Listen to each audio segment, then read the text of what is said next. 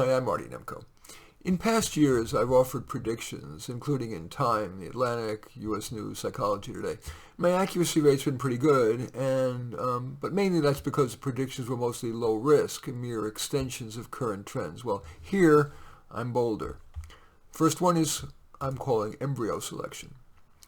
Prospective parents who are using in vitro fertilization already can have the fertilized embryos tested for genetic diseases and chromosomal abnormalities, so that the selected embryo is more likely to grow into a healthy baby. Well, those tests are ever improving, so the newborn will be even more likely to be healthy. I would imagine that when it becomes possible to increase the chances that your child will, for example, have normal or even above normal altruism or problem-solving ability, many parents would opt for that. So the prediction, increased use of embryo selection. I would also guess, and I personally think, by the way, that it'd be wise that embryo selection be regulated to ensure that parents choose it freely, not coercively. Also, it seems wise that the procedure be covered under Medicaid and other health care programs for the poor to reduce the risk of it exacerbating the gap between society's haves and have-nots. Second prediction is for AI-assisted self-care, that is artificial intelligence. The pandemic is highlighting the healthcare system's fragility. Another COVID surge could overwhelm hospitals. Even in the absence of that, patients in the U.S., as well as in countries with national health care, such as Canada, France, and the UK, complain about long waits to get needed help. As phone app technology continues to improve, I envision ever better AI-assisted self-care apps, both for mental and physical health. In the mental domain, therapy apps would get ever more effective.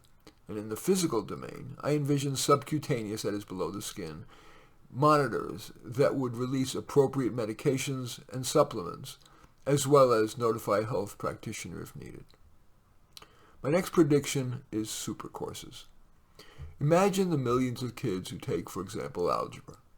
Consider the full range of teachers they get, from terrific to terrible. Now picture that all of them, high and low achievers from Afghanistan to Alabama to Zululand, were taught by one of the world's most fascinating, effective, indeed transformational teachers, online, and that course would be augmented by compelling images, videos, simulations, and gamification. And as its crowning attribute, not only would super courses individualize the pace of instruction, but thanks to machine learning, it would branch the type of instruction based on the student's performance on the previous mini-quiz, the module's length, whether it should be more auditory or more visual, how much sugarcoating. I believe that supercourses is the breakthrough that education has long needed to live up to its promise. I consider it to be the most societally beneficial idea I have ever generated. I have written about it in prestigious publications, including Time, The Atlantic, Psychology Today. I do hope someone runs with it. Maybe it's you. Next prediction is for customized entertainment. Similar to the machine learning in super courses, entertainments would start out customized, and then machine learning would, based on feedback after 5 minutes, maybe then 10, maybe then 20, adjust such factors as level of thrill, level of collaboration, the pace, the difficulty. And this would apply not just to video games, but to fiction, to music, to art, and maybe most entertaining, to immersions. For example, headsets and immersion rooms in which the player has a quest to escape from the jungle, to bring a Martian back to Earth, and so on. My next prediction is for cheap, safe enough nuclear.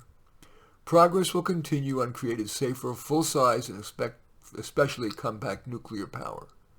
It is the ultimate source of clean energy that will not affect climate change. Eventually, vehicles are going to be powered by tiny onboard nuclear batteries. So will individual homes.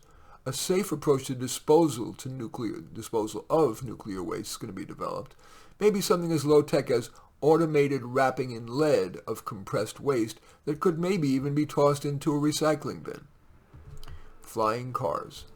As efforts to create a vertical takeoff and landing vehicle, they're called VTOLs, that's the acronym, as those efforts intensify in response to ever more strangling traffic and noisy, crowded mass transit that doesn't drop you close enough to your destination, we will see customized, hybrid flying cars that can take up from a standard car parking spot. Based on the local climate, the buyer would pick one with the best suited ratio of nuclear power, solar power, wind power, and plug-in power. It'll be first used, these flying cars will be first used as a medevac, for medical shipping and supplies and the like, or patients. Then by police, air taxis, shared vehicles, and last, as prices decline, individual owners. Next prediction is for machine learning assisted hiring. Today, too many hiring mistakes are made. For a given job title, employers will enter characteristics of their successful and their unsuccessful incumbents. For example, at a given nonprofit, success as a middle manager might depend less on experience or degrees and more on the ability of the person to motivate donors and supervisees. Applicants for such jobs would take assessments of those key factors. Interviews and references would decline. They're so invalid often, would decline in importance in the hiring decision. Of course, the algorithm would continue to be improved based on its accuracy with each new hire. Next prediction. This one's a little negative, unfortunately. Tough times for low-skilled people. Automation of routine jobs and increased cognitive demands of well-paying work will lead to more unhappiness in the poor, along with the usual concomitants, depression, turning to religion, substance abuse, crime, and so-called social unrest. The lack of good jobs atop demographic shifts will result in the populace electing governments that will increase taxes to fund additional redistribution to the poor.